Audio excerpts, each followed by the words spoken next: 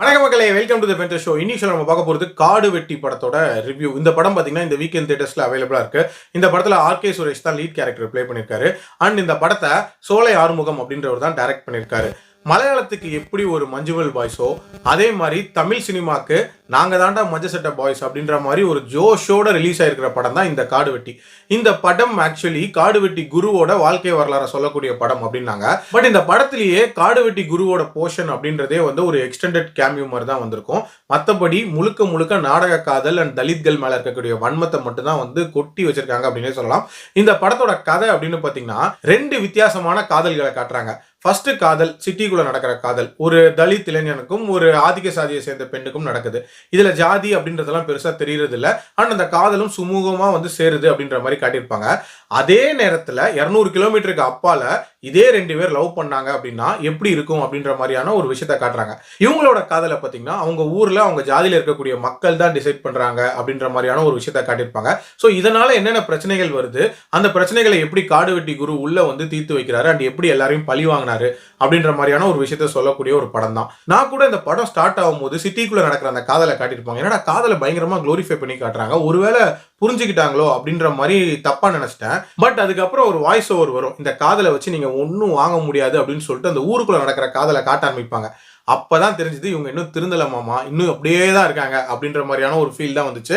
அதே மாதிரி இந்த படத்தை நான் ஒரு ஃபேக் மூவி அப்படின்னே சொல்லுவேன். அதாவது முழுக்க முழுக்க ஒரு மினிமம் கேரண்டியை எடுத்துடணும் அப்படின்ற ஒரு இன்டென்ஷன்ல மட்டுமே காட்சிகள் அமைச்சிருக்காங்களே தவிர மற்றபடி கதையா ஒண்ணுமே சொல்லலை அப்படின்னே சொல்லலாம். அதாவது அந்த காடு வெட்டி குருவோட கதையுமே முழுசா சொல்லலை. ஆல்சோ இதுல காட்டக்கூடிய நாடக காதல் அப்படின்றதுமே வந்து ஒரு மாதிரி அறகுறையா தான் காட்டியிருப்பாங்க. அண்ட் கடைசியா சொல்யூஷனுங்கிற பேர்ல வன்மத்தை தான் கக்கியிருந்தாங்க அப்படின்னே சொல்லலாம். அதே மாதிரி இந்த படத்துல பாத்தீங்கன்னா அபாண்ட உருட்டுகள் அப்படின்றது ஏராளங்க. ஃபார் எக்ஸாம்பிள் சொல்லணும்னா இதுல ஒரு ஆணவ கொலையை காட்டியிருப்பாங்க. அதுவும் உடுமலைப்பேட்டையில நடந்த அந்த சம்பவத்தை ரெப்ளிகேட் பண்ற மாதிரி தான் இருக்கும். அந்த சம்பவத்துல உண்மையிலேயே அந்த கொலைக்கு காரணம் யாரு? பெண் வீட்டை சேர்ந்தவங்க அண்ட் ஆதிக்க சாதியை சேர்ந்தவங்க தான். பட் இதுல எப்படி தெரியுமா சொல்லியிருப்பாங்க, ஒரு தலித் தலைவர்கள் வந்து ஆள்களை அனுப்பி தான் வந்து இந்த கொலையெல்லாம் பண்றாரு அப்படின்ற மாதிரி காட்டியிருப்பாங்க. ஏன்டா பொய் சொல்லலாம், தப்பு இல்லை, அதுக்குன்னு இப்படி ஏக்கர் கணக்கிலையா சொல்றது அப்படின்ற மாதிரி தான் ஒரு ஃபீல் இருந்துச்சு.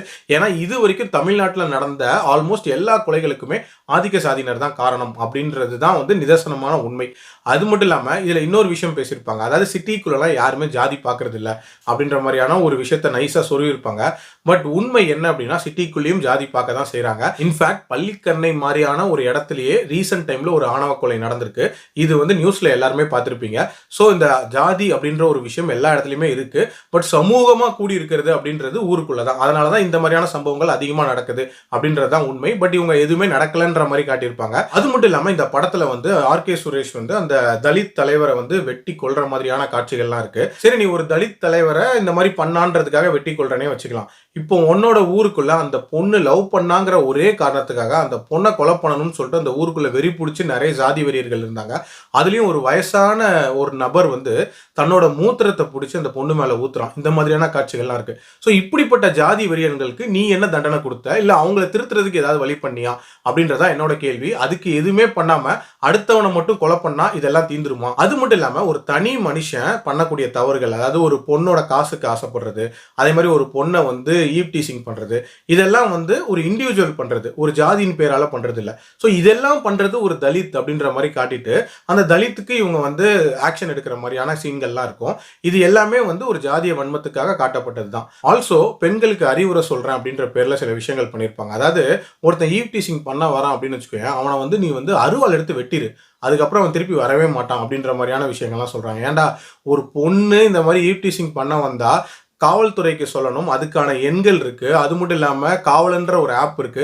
இந்த மாதிரியான நல்ல விஷயங்களை சொல்லித்தாங்க அப்படின்னா ஒரு விதமான வன்முறையை தான் வந்து கத்து தராங்க அப்படின்னே சொல்லலாம். இதெல்லாம் பத்தாதுன்னு சொல்லிட்டு ஹீரோக்கு பில்டப் அப்படின்ற பேர்ல நிறைய விஷயங்கள் பண்ணி வச்சிருப்பாங்க. அதாவது நடு காட்டுல ஒரு சிங்கம் இருக்கு, அந்த சிங்கம் மட்டும் வெளியே வந்துச்சு எல்லாரையும் வந்து கடிச்சு கொதறிடும் அப்படின்ற மாதிரியான ஒரு பில்டப்லாம் கொடுப்பாங்க.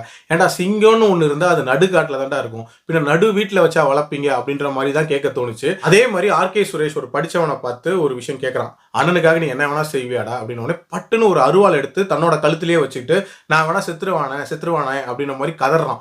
ஏன்டா சைக்கோ, முதல்ல அவன் சொல்ல வரதை கேள்றா அப்படின்ற மாதிரியான ஒரு ஃபீல் தான் ஆடியன்ஸ்க்கு வந்துச்சு அப்படின்னே சொல்லலாம். இது மாதிரி ஓவர் ஹைப் ஏற்றக்கூடிய காட்சிகள் அப்படின்றது இந்த படத்துல ஏராளம் இருந்துச்சு. ஒரு சில ஸ்டண்ட் காட்சிகள் அண்ட் 2 சாங்ஸ் அப்படின்றது இந்த படத்துல ஒரு பாசிட்டிவா சொல்லலாம்.